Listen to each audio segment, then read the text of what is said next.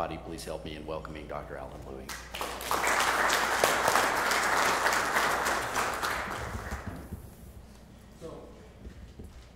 Can you hear me? Okay, very good. So thanks, Ted, for the opportunity to come and speak about trends in the industry. As the industry analyst covering the pharmaceutical R&D space at IDC, I'm one of a team of folks who's actually looking at a fairly wide variety of things that are going on in the industry. We regularly identify, track, analyze, and try to characterize what's going on with regards to trends in the industry and how that can impact business. So with that as the basis, our company is a global market research firm. You'll hear about other trends from one of my colleagues who will be speaking next. We do quite a wide variety of things. And one of the most unique things we do is we look at it from discovery on the front end of the life sciences all the way through to reimbursement. And we believe that's a connected ecosystem where there's a lot of energy right now and a lot of money being spent. So it's very clear from anyone who's participating in the life science industry that there's a lot of things going on. And interestingly enough, these are going on despite the fact that we had a recession. So during the time of the recession, industry trends as a whole were everyone was retrenching. That said, the life science and healthcare industry have been going forward at a fairly rapid pace, and we as an industry have been doing that as well, and we've seen 30% year-over-year growth throughout the recession, and are continuing to see that in terms of the amount of spending going on in this space. So the classic issues around that are clearly independent of the recession. We're looking at a life science industry where the drug patent expirations are resulting in loss of blockbuster revenues in huge amounts, $50 billion or more over the next few years, some of which has already taken place, and the biggest of which will occur later this year when Lipitor goes off patent in November.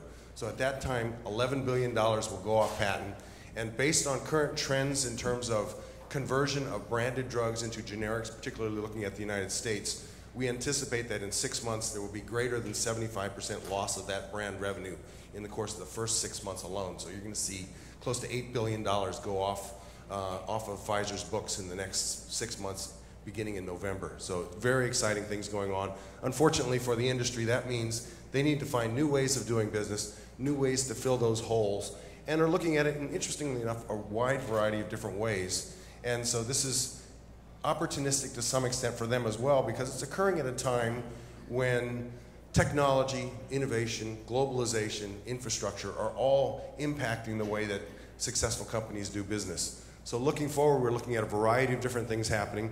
As I mentioned in particular, globalization from a variety of factors, more than just low-cost outsourcing, healthcare cost growth, where there's the beginnings of price pressures and pricing controls being introduced into the system, some of which actually begin to flow over into the supply chain question, particularly around things like the fact that returns within the pharmaceutical industry, based on works of my colleagues in this space, would point out that the inability to effectively track a drug from the time you make it to the time it is either used by a patient or is returned because of a problem in the supply chain, the phantom amounts of drugs that are actually in that, because we can't track it effectively, result in the United States alone roughly $11 billion a year in lost revenue that could be recaptured in terms of money that they're paying out to people. And on a worldwide basis, that's already $25 billion that could be recaptured. So there's a huge amount of money in the system that can be captured just by improving efficiencies. And then finally, I would make the claim, and have been making this claim for the last several years, that we're at the cusp of personalized medicine, even more so today, where we're beginning to see information as it is discovered in academic laboratories and is very rapidly showing up in changes in practices of medicine. So when we're able to do that, it's going to be, and many people will be surprised at this, much faster than the traditional methodologies. If you were to develop a test today, identify that this gene relates to a disease, and then try to turn that into a test, that can easily take 10 or 11 years and cost hundreds of millions of dollars. And what I'm predicting and expecting is that that will occur within just a few years, circumvent the FDA and regulatory agencies, and actually result in changes in practices of medicine in the course of a very few number of years. So we're going to see this transformation process occur very, very quickly. So in particular, as I mentioned, you're talking globalization, the cloud, operational efficiencies are all pretty much the fundamental paradigms of what people are looking at. These are the basic questions that are changing the way things are getting done.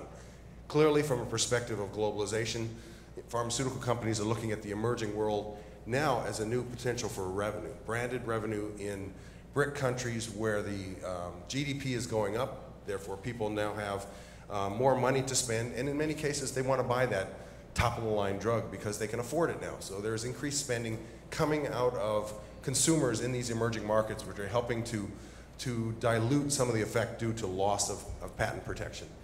Similarly, in order to make that happen, you actually need to have a lot of things connected together. You need to know that there is information that may be present in Eastern Europe, Australia, China, other countries that actually needs to be drawn in at the same rate that information is being shared here in the United States or in Western Europe or within Japan. So the IT infrastructure, in some cases, doesn't actually exist yet, and the ability to interact, to share data, and to look at it from a scientific perspective as well as a business perspective is not good enough. And so in order for that to happen, that needs to get recognized. To some extent, there are workarounds that people can do today to be just as effective, but in order to be effective, you really need to be cognizant of what's going on in the space and all the different factors that are contributing.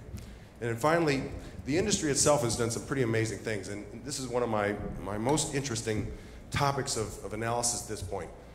If you think about what is the core competency of a pharmaceutical company, one might think research and development, distribution, supply chain, marketing, packaging, and every day I'm hearing announcements from different pharmaceutical companies that nope, R&D is not a core competency, manufacturing is not a core competency, drug safety is not a core competency.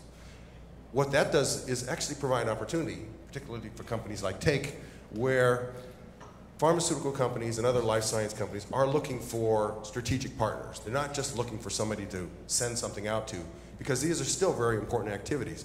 And in order to be successful, you need to establish close relationships with your clients. You need to make sure that the quality is there, because at the end of the day, if the quality isn't there, they're going to go be out of business, regardless of how big they are. So in that regard, core competencies is one of those changing factors which is actually beginning to shift things outside of the organizations. Even organizations like Merck, which typically used to do things all in-house, is actually doing a considerable amount of effort outside, recognizing that they can accommodate flexibility in their in the way in which they deploy capital. They can do a lot of different things in terms of the way in which they actually share information. And clearly technological innovation also is a piece of that, but not a leading piece. It is a supporting piece. So, oops. So again, as I mentioned, we actually put out claims every year looking at what are the trends in the industry and what is going to happen. And as part of this, we've actually been making an analysis and say, well, what did we say last year and how did we do? And so as we begin to look at some of these things, you know, we put out a report every year saying, okay, these are the trends we have this year. We have the backup saying, this is what we said last year, and here's actually how we did. You know, we made a claim that the cloud was going to take over, and well, it didn't quite take over because in the case of the life sciences, the regulatory environment slowed that down. But we still anticipate, as we look at it, the key underlying reasons why those trends are taking place and what's important about it and why one should pay attention. So as we looked at what went on in 2011, these are the claims that we would made at the beginning of the year. And what I did was I went to my colleague and myself, Eric Newmark, who leads our supply chain sales and marketing side of the commercial business, and myself looking at the R&D space, and said, well, how did we do, at least so far, looking at the trends that we made? Clearly, as I mentioned earlier, there's some underlying drivers that are clearly leading the trends in this industry, and they actually infuse many of these different topics. So it's not just globalization as a single topic. Globalization falls under a variety of things. Cloud falls under a variety of different things. And as we look at it, what happens is we're looking at real actionable items that are really driving what's going on. So globalization is one of the key ones that we can still consider to be one of the key factors that's going to be driving change over the next year. In particular, what's happening is we've expanded beyond the basics, where you said, well, I need to do my low-cost production of a particular factor of the business, and so I'm just going to outsource that, take it to either India, take it to another country, and offshore that particular activity at a much lower cost per person in terms of executing that activity. I think in many cases, a lot of the basics, the commoditized efforts have been done. We're now looking at more strategic efforts, deeper efforts. And in addition to that, the world has actually gotten a lot flatter. The quality of science around the world is improving. Access to information is virtually ubiquitous anywhere in the world. And therefore, research that historically would have been done here in the New Jersey area can just as easily be done in China, can be done in India, can be done in Eastern Europe.